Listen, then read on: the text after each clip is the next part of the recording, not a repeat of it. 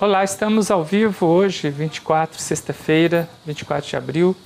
Nós vamos conversar com a nossa amiga, queridíssima, aliás, deputada Érica Cocai, uma das melhores deputadas desse Brasil. Deputada Érica, mais uma vez, continuando aqui com a gente. Seja bem-vinda à TV Comunitária ao vivo. Nós que gostamos da TV Comunitária, admiramos o seu trabalho. E tem tudo a ver com esse trabalho aqui de resistência e de luta da TV Comunitária de Brasília. E falando em resistência e luta, Érica, vamos começar pelo 1º de maio, 129 anos de luta. Como você analisa essa trajetória dos trabalhadores no Brasil e no mundo? Eu penso que nós temos que lembrar muito a luta dos trabalhadores de Chicago todos os dias, porque ela permanece muito atual.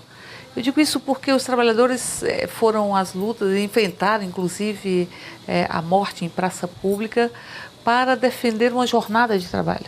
Uma jornada de trabalho que não fizesse com que nós não fôssemos, nós, trabalhadores e trabalhadoras, donas do nosso próprio tempo. Porque nós vivíamos, naquela época, se vivia um processo onde a grande parte das pessoas que trabalhavam eram mulheres e crianças e não havia uma jornada de trabalho.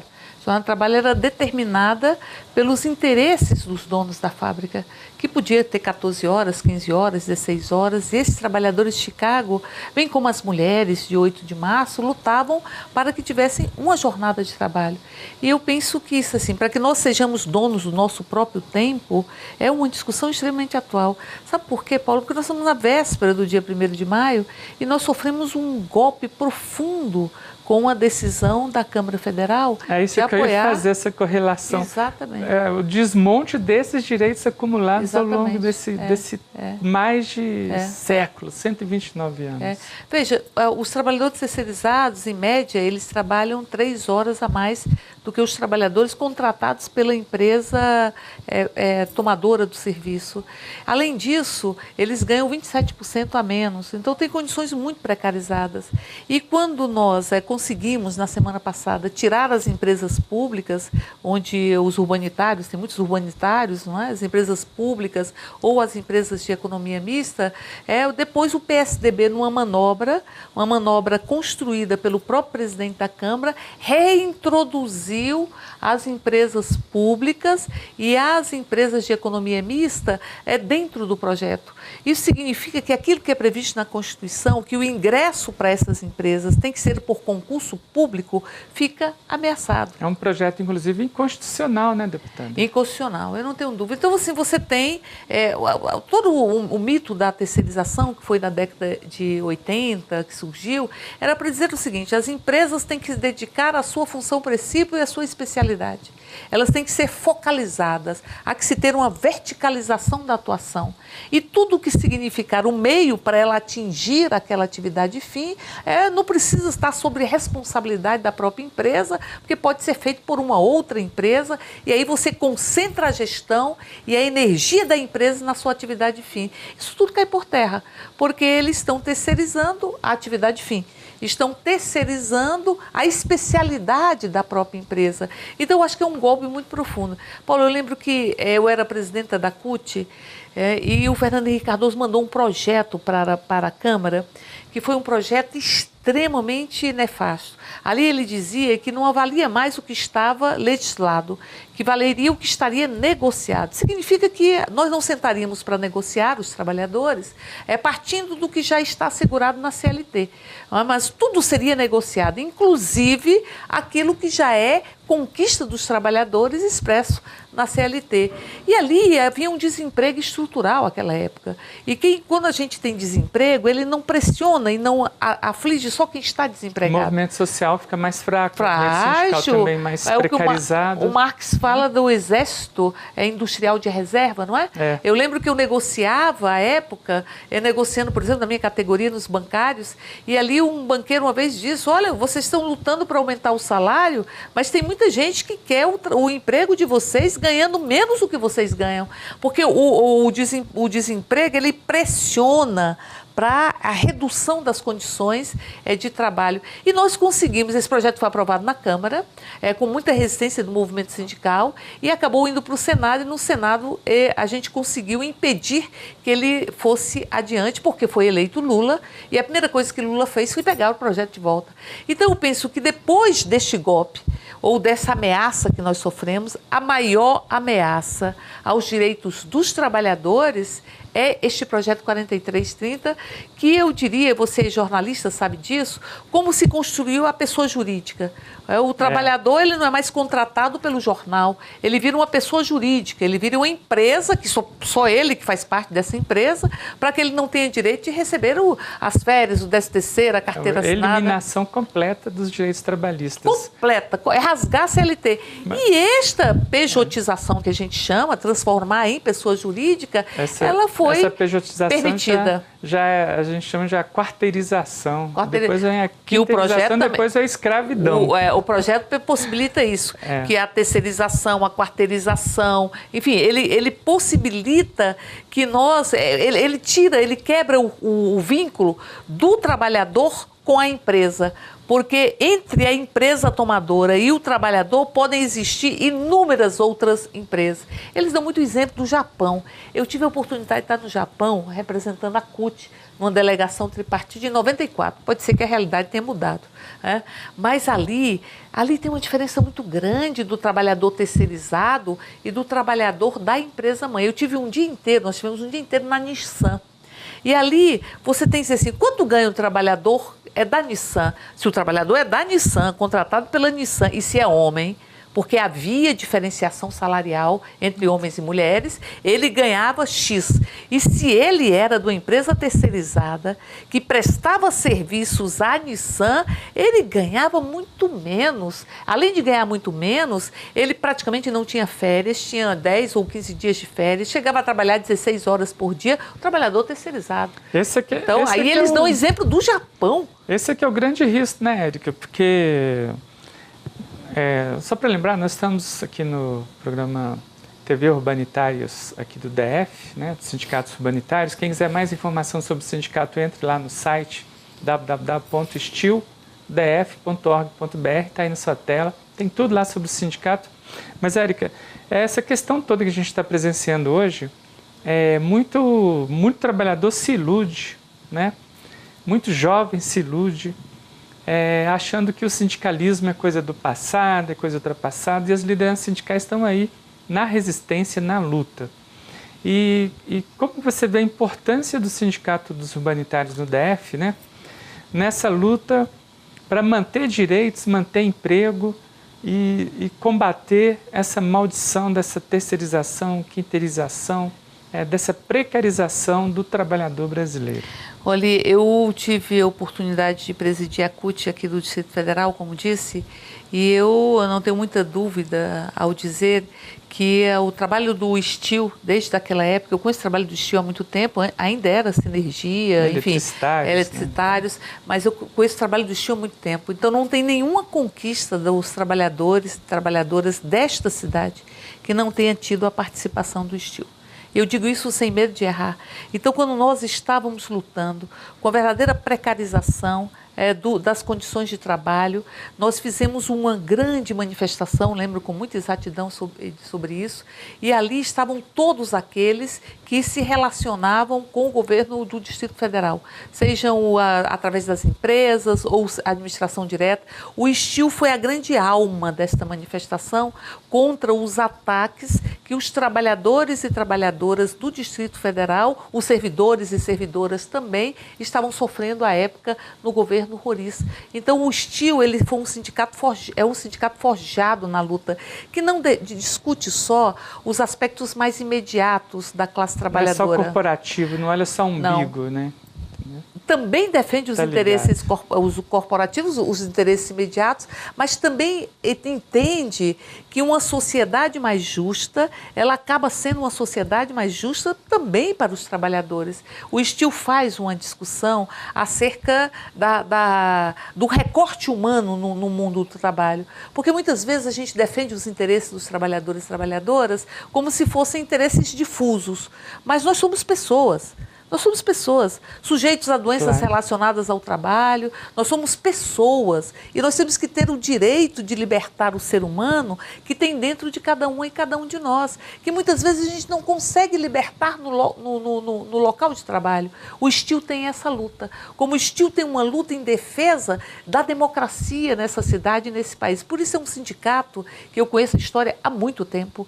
Não é um sindicato que chegou agora, não é um sindicato que toma reivindicações que encontra em qualquer canto e as faz de bandeiras sem condições objetivas de defendê-las. É um sindicato que se construiu na luta. Pessoas comprometidas também. Né? Por isso eu diria o seguinte, eu acompanhei bastante, porque a bancada do PT foi muito homogênea, né, na luta contra o 4330, e ali eu vi a atuação do Steel, a atuação dos sindicatos urbanitários na contraposição deste projeto 4330, na defesa dos direitos dos trabalhadores, e eu fico pensando, a gente mede a qualidade de uma entidade, de um instrumento, quando nós precisamos deles para que a nossa vida ela possa ser uma vida melhor. Aliás, e nós vimos isso. Eu lembrei aqui que luta. eu vou te dar os parabéns aqui no ar, né? Falando em qualidade de lideranças, a qualidade deputada, a única do DF que votou contra a terceirização. Parabéns.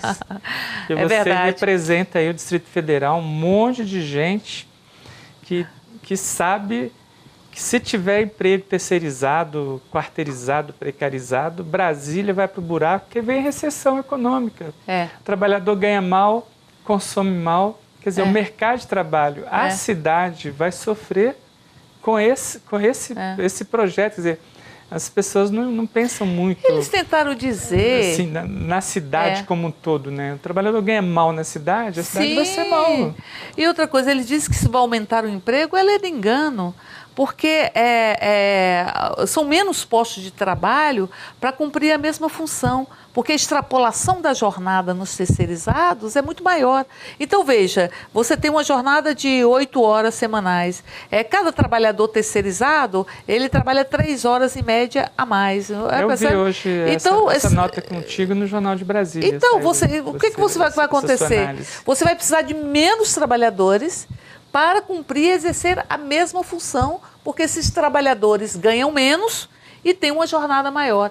E eles tentaram dizer, Paulo, que havia uma defesa dos direitos dos trabalhadores terceirizados. Eu quero que me mostre o único aspecto onde os trabalhadores terceirizados estão sendo defendidos. Um único aspecto não existe. Hoje nós temos uma súmula 331 do TST, que ela assegura que não haja a terceirização da atividade fim, que ela assegura a responsabilidade solidária. O que é responsabilidade solidária?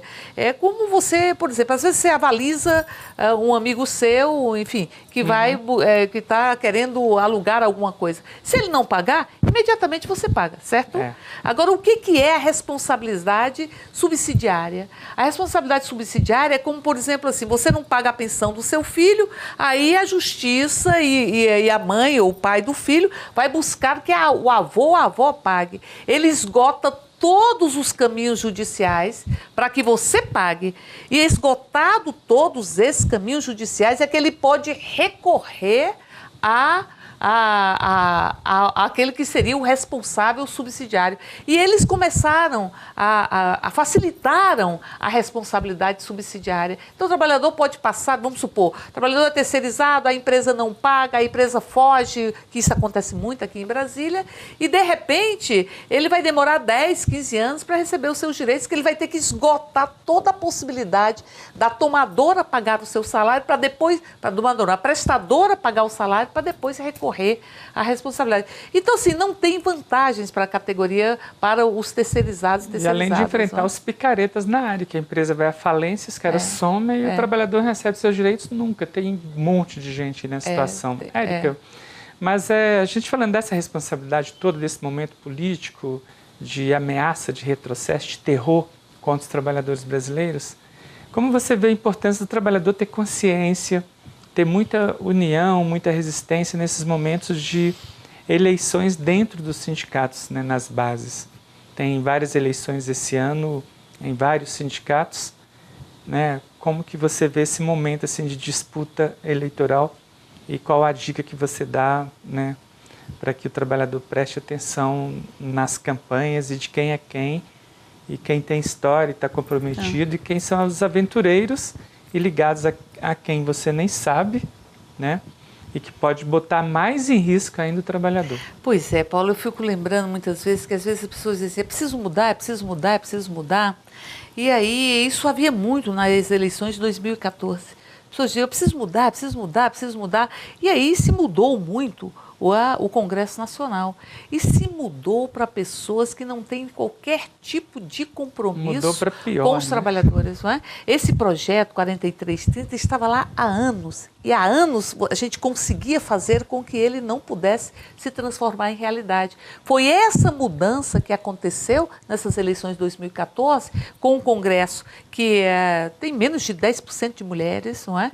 É um Congresso que diminuiu sobremaneira a bancada de defesa dos trabalhadores, diminuiu sobremaneira a bancada daqueles que estão ligados às causas sociais e cresceu o poder daqueles que chegam e que se colocam enquanto salvadores e salvadoras da pátria e conseguiram mandatos para utilizar o mandato contra os trabalhadores. Por isso eu penso que num processo eleitoral, e eu falo isso com muito à vontade, porque eu sou sindicalista, eu tive a alegria de presidir o meu sindicato, fui a única mulher a presidir os sindicatos bancários, presidi por 2 mandatos e eu fui presidenta da Central Única dos Trabalhadores, sei exatamente a dor e a delícia de sermos trabalhadores e trabalhadoras e a importância de um sindicato.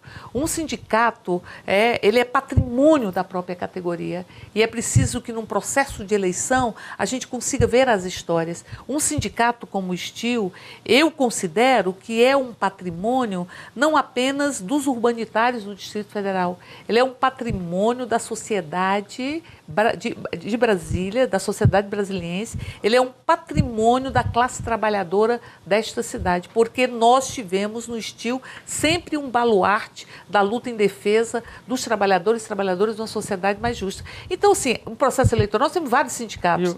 Nós temos me parece que está tendo eleição do Sindijus também, do Sindicato do Judiciário, e vão ter outras eleições e a gente vive vivendo, a gente vive tendo que participar ou vendo processos eleitorais. Processo eleitoral, o trabalhador tem que ter consciência e tem que saber que é aquela direção que vai sentar à mesa para fazer as negociações. Eu tive a oportunidade de trabalhar muito com, aí não apenas com o STIL, mas também com o STIL, mas com a Federação Nacional dos Urbanitários, nas negociações relativas às propostas... A defesa da energia brasileira, da energia e das energético. Propostas dos trabalhadores do sistema da Eletronorte, da Eletrobras, do sistema aqui no país. Furnas, e eu vi, né? SEB, eu vi como foi, quantas vezes nós tivemos buscando negociações, quantas vezes nós tivemos nos DEST, provocados pelo próprio STIL, no DEST, enfim, trabalhando no departamento que lida com as estatais, para poder destravar o processo negocial. Nós tivemos, em algumas ocasiões, com os ministros, o ministro da Minas e Energia, para levar as reivindicações da classe trabalhadora. E é um sindicato e uma federação, eu diria, mas é um sindicato que sabe exatamente os diversos problemas. São várias empresas, mas sabe exatamente os problemas de cada uma dessas empresas e está na luta e nas trincheiras de todos esses problemas, seja na participação de lucro que está sendo questionada, seja na necessidade de você ter reajuste de salário, seja na necessidade de defesa do emprego e na necessidade de defesa das próprias empresas públicas desse país. Érica, eu estava falando aqui de 129 anos de luta 1º de maio, né, daquela greve que muitos foram assassinados, baleados na rua, metralhados, logo depois enforcados após julgamentos de exceção nos tribunais de Chicago, nos Estados Unidos. Aí eu lembrei também que agora que 1º de maio de 1934 foi quando, se não me engano, 34, são 74 anos, agora 1º de maio, é que o Getúlio Vargas botou no Brasil a CLT e os direitos trabalhistas, né? Quer dizer, e se esses direitos existem há esses anos todos, graças a essa estrutura sindical que nós temos. Sim. Então, quer dizer, desmontar, acabar com o CLT, né? Terceirizar tudo, acabar com os direitos trabalhistas, acabar com o movimento sindical, deixar o trabalhador na cova dos leões. Sim. Para serem devorados. Eu penso assim, sozinhos nós somos muito frágeis, né? Frente ao poder que tem um empregador, e frente ao poder daqueles que não se conformam e não estarem dominando o país, das elites. Sozinhos nós somos frágeis. O sindicato nos dá muita força. Muita força. Eu sou funcionário da Caixa, e quando eu entrei na Caixa, a gente não tinha um direito à sindicalização.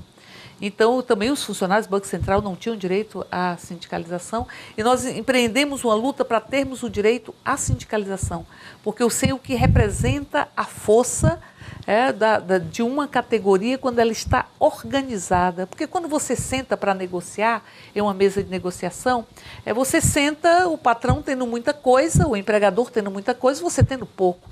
É a organização da própria categoria que vai igualando essa relação de forças e possibilita que você imponha ou que você construa as conquistas da classe trabalhadora. Por isso eu diria que o sindicato é muito importante. Às vezes as pessoas reclamam muito do sindicato, o sindicato é isso, o sindicato é aquilo e tal, mas eu diria o seguinte, tudo que nós conquistamos nas nossas categorias e da classe trabalhadora foi em função da atuação sindical. E muitos direitos que não existiam antes, né? Como licença gestante. Isso, que a gente ampliou. O ticket de alimentação, que agora vem. Nós estamos lutando agora por 30 dias de licença paternidade. Eu tenho um projeto na Câmara e o movimento sindical está muito atento, o STIL tem feito parte dessa discussão também. Mais direitos, né? Não menos direitos. Menos direitos, porque se depender... Menos direitos? Não. Exatamente. Menos direitos é inadmissível. A gente não pode permitir retrocesso. E sabe o que eu penso, Paulo? Que a gente está vivendo um momento na Câmara onde nós temos uma luta muito grande para impedir os retrocessos.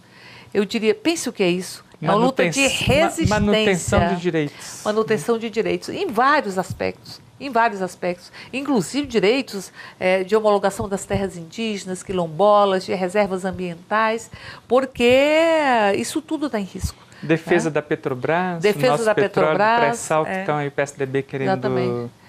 A privatização, não querendo entregar tudo para internacionalizar. Exatamente. Então, assim, é uma luta de resistência que nós estamos enfrentando porque nós não fizemos a reforma política que possibilitasse que o parlamento tivesse uma relação mais próxima e representasse, que a nossa democracia representativa fosse realmente representativa. Érica, então uma última pergunta. E também não fizemos a reforma dos meios de comunicação.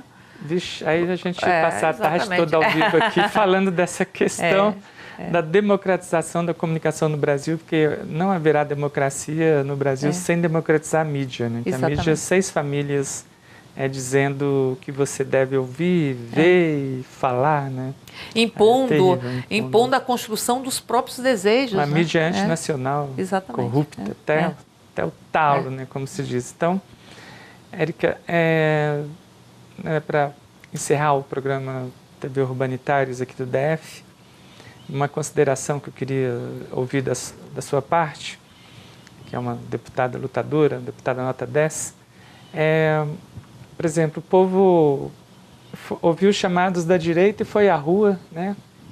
E agora leva uma facada nas costas, deram um tiro no pé e estão aí perdendo direitos com essa terceirização. Quer dizer, os mesmos que chamam o povo para ir para a rua para derrubar uma presidente legitimamente eleita, né? E falar mal de partidos e de sindicalismo, não sei o que e tal, leva à traição desse mesmo povo que foi à rua. E com a mídia toda fazendo cobertura ao vivo o dia inteiro, helicóptero, equipes, né? Gastando muito dinheiro. Mas, ao mesmo tempo, também tem um governo chamado de esquerda, mas que é um governo sadomasoquista, que paga para apanhar dessa grande mídia, né? Alimenta a grande mídia, que o dinheiro é a cocaína dela, né?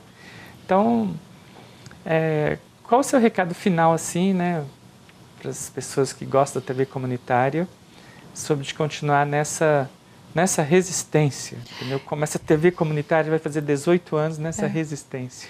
Eu acho que a TV comunitária é um espaço onde a gente pode onde a gente pode analisar as coisas com a realidade que elas têm, não é?